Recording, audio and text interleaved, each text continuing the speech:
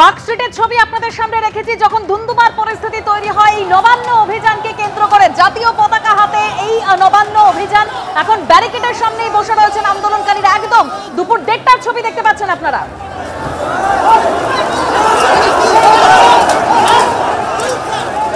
Police ব্যাপক লাঠিচার্জ করে, সেই ছবি আপনাদের সামনে রেখেছি।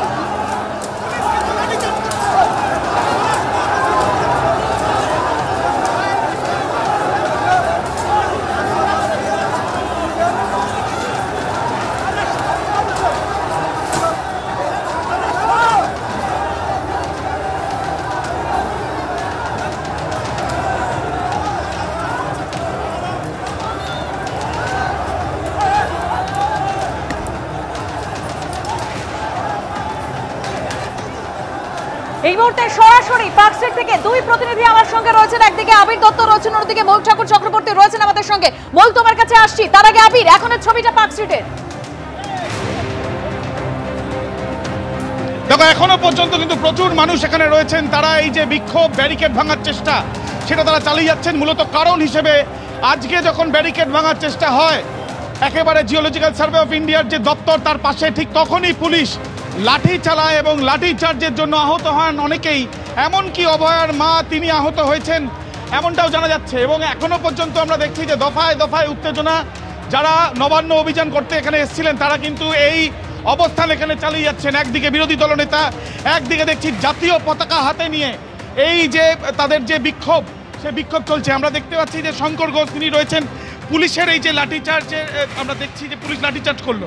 কতজন আহত হয়েছে? অভয়ের মা, তিনি আহত হয়েছেন জানা যাচ্ছে। কি অবস্থায় আছেন তিনি? প্রাথমিকভাবে এত ভিড়ের মধ্যে তো আমার পক্ষে জানা সম্ভব নয়, তবে সংখ্যাটা অনেক। এক্ষেত্রে আপনাদেরকে শুধু বলবো, সারা রাজ্যে অসংখ্য পুলিশ কর্মী আছে, আমাদের পরিবারেরও কেউ না কেউ পুলিশ আছে। প্রশ্নটা হচ্ছে, যখন অনুব্রত পুলিশকে গালি দিচ্ছে, তার মা, বোন, বউকে প্র্যাকটিক্যালি বক্তব্যে তার কুকথার মধ্যে দিয়ে নগ্ন করে দিচ্ছে, পুলিশের মেরুদণ্ড কোন জায়গায় গিয়েছে, ডিজি রাজীব কুমারের মেরুদণ্ড কোন জায়গায় গিয়েছে যে অনুব্রতরা শাস্তি পায় না? অথচ মেয়েকে হত্যা করেছে। অভয়ের মা বাবারও পরিণতি যদি একই হয়, আমার মনে হয় মমতা ব্যানার্জির থেকে সুখী, এবং যদি ওনার ঘুম এখন না হয়ে থাকে তাহলে তিনি নিশ্চিন্তে ঘুমোতে পারবেন। ভাবা যায়, মা বাবা, তারকে হেনস্থা করা হচ্ছে। অভয়া থেকে তমান্না, এই রাজ্যে কোনো মহিলাই সুরক্ষিত নয়। ফলে লড়াইটা চলবে। মমতা ব্যানার্জি ভাবছে যে পুলিশ দিয়ে এই লড়াইকে আটকাবে। মমতা ব্যানার্জি ভুল ভাবছেন। ইতিহাস বারবার করে প্রমাণ করেছে, কোনো অপরাধী, কোনো দুষ্কৃতী, তাদেরকে ইতিহাস কোনোদিন ক্ষমা করেনি, মমতাকেও ক্ষমা করবেন। ইতিমধ্যে আমরা দেখছি যে তাদের এই যে বিক্ষোভ এবং সেখানে যেভাবে লাঠি চালানো হয়েছে, বেশ কয়েকজন আহত হয়েছেন এবং তাদের যেটা বক্তব্য যে তারা একইভাবে তারা কিন্তু এইভাবে চলবেন। এবং বলতে বলতে আমরা দেখছি যে এখানে আরও বেশ কিছু আন্দোলন করতে বা বিক্ষোভ করতে সাধু সন্ন্যাসী তারা আসছেন এবং তাদেরকে আমরা দেখছি।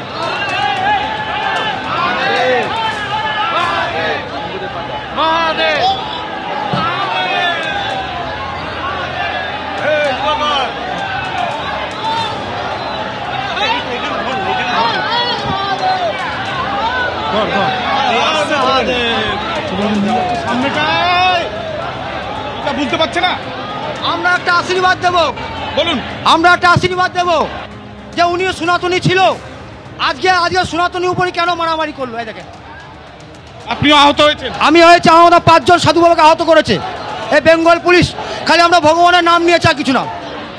আমরা ভগবানের নাম দিয়েছি যে সন্ন্যাসীকে আটকে রেখে টাকার মুক্তির জন্য এবং পশ্চিমবাংলার ন্যায় বিচারের জন্য আমরা রাম রাম করেছি, তার জন্য এটা করেছি।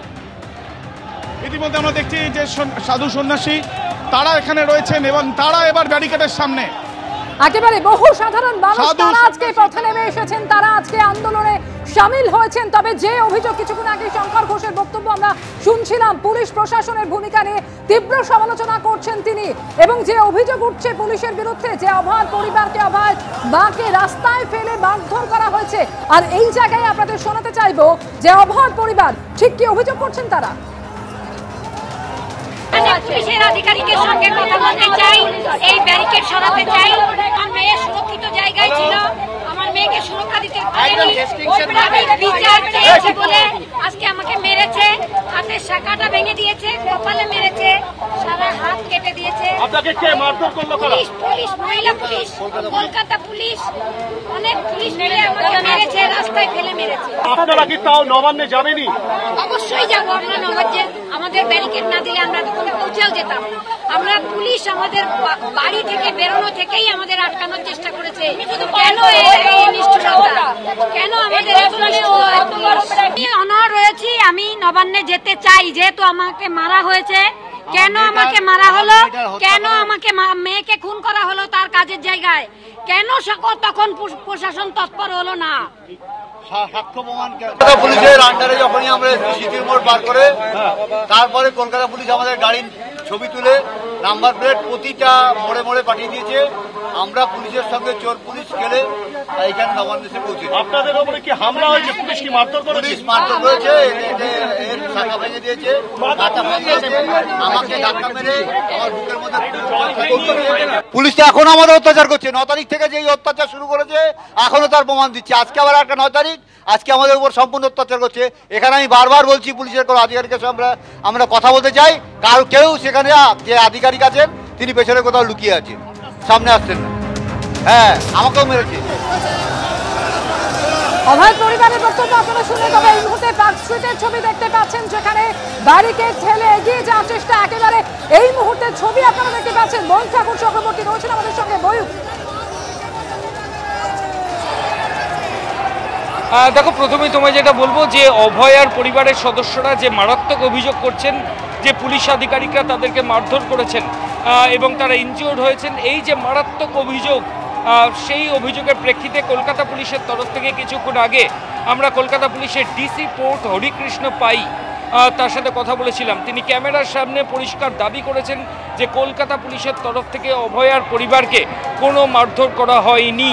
আমি আবার বলছি, লালবাজারের তরফ থেকে কলকাতা পুলিশের ডিসি পোর্ট হরিকৃষ্ণ পাই তিনি পরিষ্কার ক্যামেরার সামনে দাবি করেছেন যে কলকাতা পুলিশের তরফ থেকে কোনো কর্মী বা কোনো পুলিশ অফিসিয়ালস অভয় আর বাবা মার ওপর কোনো শারীরিক নিগ্রহের ঘটনা ঘটাননি, এমনটাই পুলিশের দাবি, কলকাতা পুলিশের দাবি। এই ছবি একদিকে বলবো, আর একদিকে এই মুহূর্তে ছবিটা দেখাবো। যেমনটা আবির আমার সহকর্মী বলছিল যে কিছু সাধু সন্ত তারাও চলে এসেছেন এই মিছিলে। এই মুহূর্তে ব্যারিকেড ভেঙে সামনে যাওয়া। একদম ময়ূক, তুমি আমাদের সঙ্গে থাকো। যেরকম ভয়ঙ্কর অভিযোগ সামনে আসছিল, অভয়ের পরিবার করছিল, তারা আহত হয়েছেন, পুলিশের বিরুদ্ধে অভিযোগ সামনে এসেছে এবং পুলিশ সেই সমস্ত অভিযোগ উড়িয়ে দিয়েছে। পুলিশের তরফে বলা হয়েছে কোনো মারধর করা হয়নি অভয়ের পরিবারকে। শুনুন পুলিশের বক্তব্য।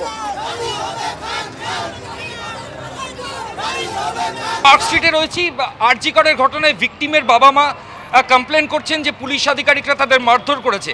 না, এখানে ওনাকে মারধর করা হয়নি, সেরকম কিছু ঘটনা হয়নি। এখানে মাথায় ইনজুরি রয়েছে, দেখতে হবে। আমরা তো এখানে কিছু হয়নি, স্কাফলিং বা কিছু।